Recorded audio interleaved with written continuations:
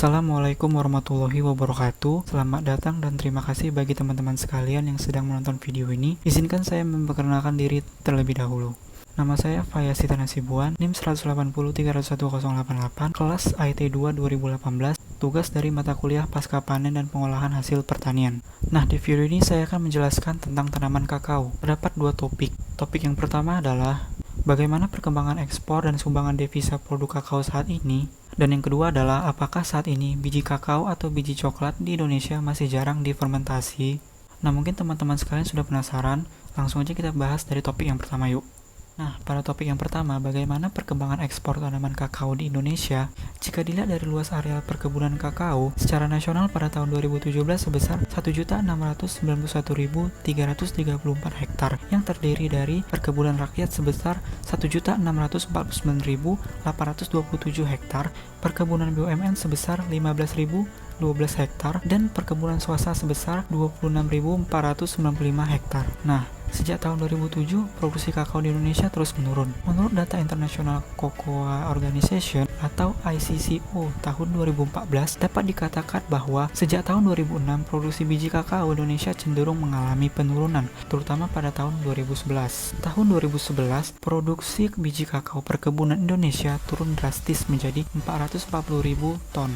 Dari 557.596 ton di tahun 2010. Kemudian pada tahun 2012 kembali turun menjadi 440.000 ton. Selanjutnya jumlah produksi di tahun 2013 naik sedikit menjadi 425.000 ton. Berdasarkan data tersebut, berarti produktivitas tanaman kakao di Indonesia menurun dan akan menyebabkan penurunan pada perkembangan ekspornya pula. Perkembangan ekspor kakao menurun dapat disebabkan oleh biji kakao yang tak difermentasi. Hal ini bisa terjadi karena kurangnya pengetahuan manajerial sehingga perilaku petani perkebunan kakao cenderung memperdagangkan biji kakao yang tidak difermentasi. Perkembangan ekspor kakao di Indonesia saat ini menurun juga dapat disebabkan oleh pasar internasional yang saat ini juga memperhatikan mutu seperti biji kakao yang difermentasi. Nah, kemudian bagaimana sumbangan devisa produk kakao saat ini? Kakao merupakan salah satu komoditas perkebunan yang berperan penting bagi perekonomian nasional, khususnya sebagai penyedia lapangan kerja, sumber pendapatan dan devisa negara. Pada semester pertama tahun 2011, komoditi kakao atau biji kering memberikan sumbangan devisa terbesar ketiga di subsektor perkebunan setelah karet dan minyak sawit dengan nilai sebesar US dollar 655 juta dolar Amerika Serikat dengan ekspor 237,2 ton. Pada tahun 2012, tercatat luas areal pertanaman kakao 1.774.463 hektar. Berdasarkan pengusahaannya, komoditas ini 95,42% didominasi oleh perkebunan rakyat. Selebihnya 2,15% dikelola oleh perkebunan besar negara dan 2,42% oleh perkebunan besar swasta.